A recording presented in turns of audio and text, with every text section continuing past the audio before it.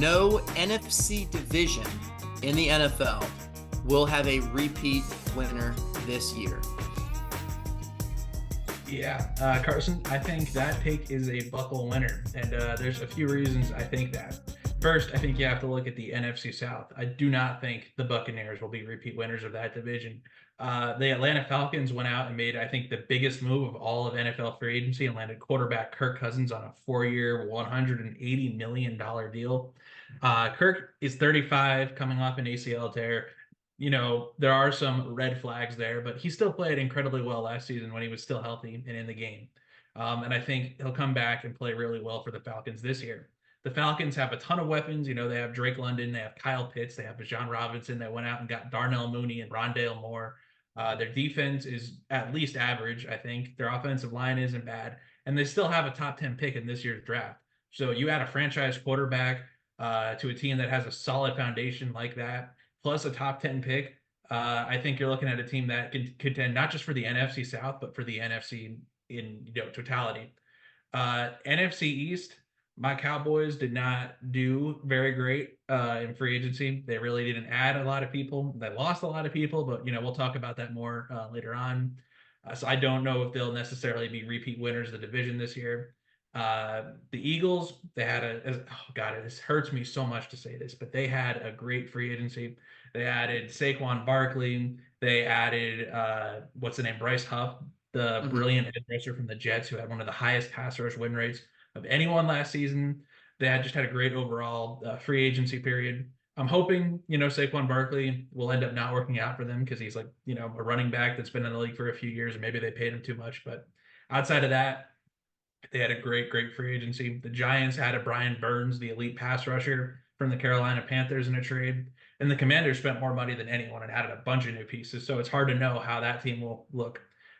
Safe to say, I wouldn't be surprised if the Cowboys did not, reprise their role as NFC Division champions, NFC East champions. As sad as it makes me to say that, NFC North, I think you might be looking at one of the better divisions in all of football. The Vikings, I feel like, reloaded their roster. They got two great edge rushers, two great wide receivers, two great offensive tackles. They're just really good at a lot of positions that are important. The Bears are going to be getting Caleb Williams.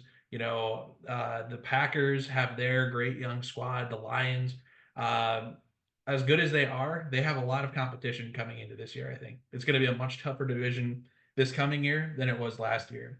And then you look at the NFC West. I think the Rams are a sneaky good team. I think they have made some great moves this offseason. They've really bulked up their offensive line. They have Matt Stafford. They have Cooper Kupp. They have Puka Nacua. They have Kobe Turner on the defensive side of the ball. They have a great coach in Sean McVay. I think the Rams could definitely challenge the 49ers in the NFC West and win that division this year. So while there's no guarantee, obviously, I think the idea of every single NFC division having a new winner this year is absolutely a buckle winner. Yeah, I think you have more confidence than I, Rob, in some of these other teams that are in these divisions. I will agree with you. I do think that, in the NFC South, there will be a run for the money for the Buccaneers. I know that, they re-signed Chris Evans or Mike Evans, I'm sorry, and Baker Mayfield. And that being the case, they're kind of bringing back those core elements that really led this Buccaneers team into the playoffs. And of course, being a very dysfunctional Eagles team could be interesting to see. But the acquisition of Kirk Cousins, and not only him, but also sprucing up things with Darnell Mooney and with Drake London and Kyle Pitts and some of these other guys that are on Bijan Robinson, some of these other guys, this Falcons team is going to be cooking. And I think that that's one of the things that, is why they traded for Kirk Cousins, is why they went out and got their guy. Because if you really actually think about the process for the Falcons, the missing piece for them has really been that quarterback. Whether it was Desmond Ridder last season or Taylor Heineke, they weren't really great options. And there really wasn't great options around them that they could trade for, or they could have even drafted better. If you really look at some of the predicaments that they were in. And so realistically, the Falcons are building, they have a really great roster. And now bringing Kirk Cousins in, someone who may not be the best quarterback, but is clearly a presence for, you know, a bit more stability when it comes to someone playing quarterback for the Falcons, and with the weapons that he has around him, I think this Falcons team can go far. And so I agree with you. I think that the Falcons can, upset the Bucks as the division winners last year, and they could easily take it. I also agree with you with the NFC East. I don't know how strong the Cowboys are going to be. I know they retained a lot of their players, and so that means that their team is going to probably be similar to what we saw last year. But as you mentioned, the Eagles really popped off in free agency. They signed a bunch of players. I think in a way the Eagles are trying to crush doubts with their team, and with what happened last season. I think they're trying to go out and they're gonna be like, you know what? We're gonna show people that we are still real. We are the real deal. And so I think the Eagles are going to be coming back super hard to retake that division. Falcons, or not Falcons, I'm sorry, Commanders and the Giants. I'm just not big on what they've even been able to do this offseason for them to contend for the division. But I think that the San Francisco 49ers are still going to be a top team. I know the Rams, have been building this kind of secret weapon behind the scenes. And the 49ers have certainly lost a couple people in free agency. But I think that the Shanahan process could still be dynamic moving forward, and knocking them off is going to be tough. So and getting even into the NFC North, that division is the most shakiest, I think, in terms of who's going to be taking the crown.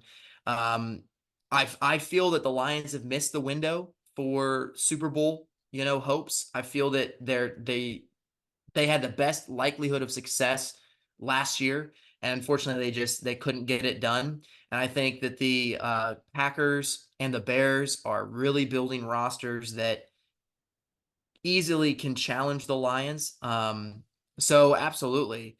But I think going so far to say that no NFC division will have a repeat winner this year, I feel like there will be at least one. And if I could say one, it's probably going to be the 49ers. So I do think this is a bucked off take. I think that to say that all four divisions are going to be different teams, different winners, despite all the things happening with free agency, with some of these teams shaking things up, I still do think that there will be a couple of those dominant teams, whether that is the 49ers.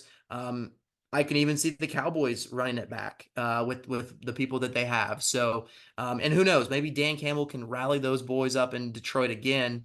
And maybe Green Bay and Chicago can't put the pieces together this year. So we'll have to see. But yeah, I think that this is there would have to be too many things that would go right for all of these teams to upset all of the previous winners for this to be a buckle winner take. Yeah.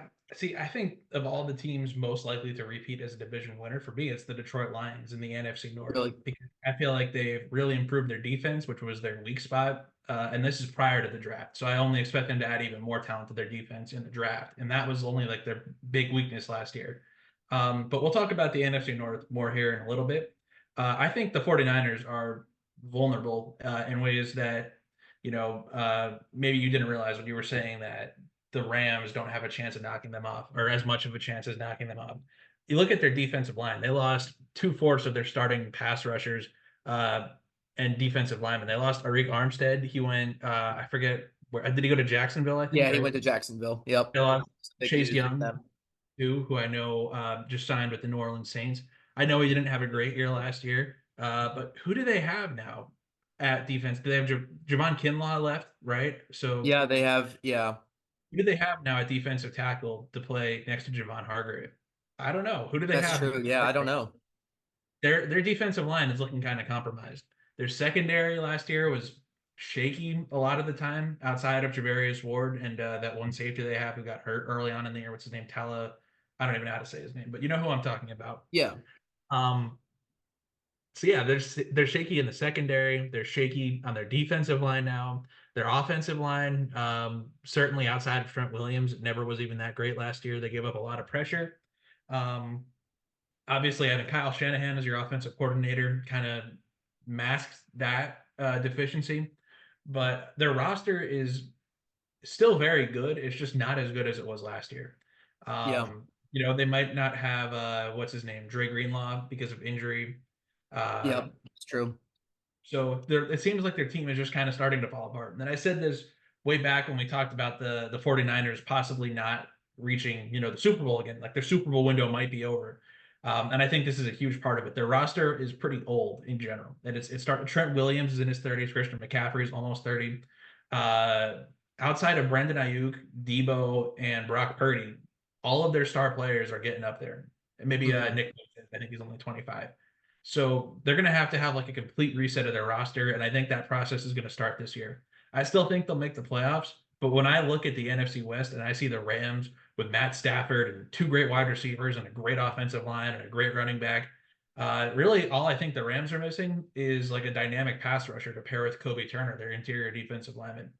And I think that would make them, because position for position, Matt Stafford to me is a better quarterback than Brock Purdy is. Sean Mhm. McVay is probably about on the same level as Kyle Shanahan in terms of coaching. I think the Rams and Niners kind of have like a wash at wide receiver. I think their two wide receivers on both teams are very talented. It's just, I think when you look at the quarterback position and the Rams have a better guy there and the Niners are kind of falling apart, that's why I think the Rams should be favored over the 49ers to win the NFC West this year. Yeah, no, I mean that's certainly fair. I just the 49ers offense, it was working so well this past season. And of course, we did also mention, Christian McCaffrey is getting up there in age, but there's very few running backs that can do what Christian McCaffrey can do, even despite his age and what he's been able to accomplish each season.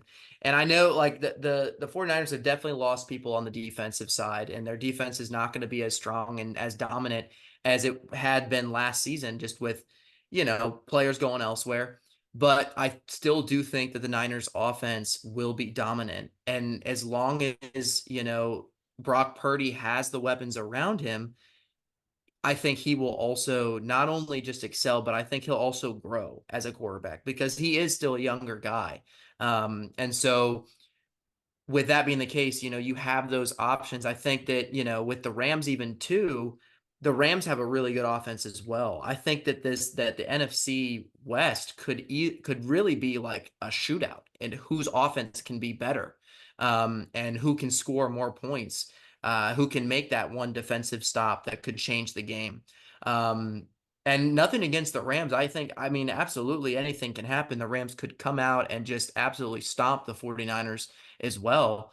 But just, from them to go from Super Bowl level play, offensively speaking, still feel like that winning kind of culture in San Francisco, the how the offense clicked, I think that's still going to be present, and it's going to be tough to stop, just as it was last season. So absolutely, the Rams could unseat the Niners as the division winner. But I still think the 49ers should be viewed as a scary team to play, despite the losses they've had on defense. Because how are you going to stop George Kittle, Deebo Samuel, Brandon Ayuk? I know Brandon Ayuk was on there were some question marks whether he would be staying with the 49ers, if he's going to be traded, if he's going to be going someplace else. And nothing has resolved yet in regards to that. If they lose Brandon Ayuk, I could see them struggling a little bit more, especially in terms of wide receiver. But again, all of those dynamic players, they're too good to just count out and being like, yeah, the Rams could take them. Yeah, no, it's certainly fair. I think you're exactly right that it's going to be a close shootout all season long. I don't think it's going to be like one team clearly deserves to be the division winner over the other. I think it'll be a fun division to watch for sure. It might be one of the more interesting ones in the entire NFL, even though it is kind of a two pony race there between the Rams and the 49ers. Thank you for joining us on the Redzone Rodeo podcast. If you like football and you like having fun, come on down and subscribe and check out our channel for more videos like this one. No ifs, ands, or buts. This is the best place for your football news.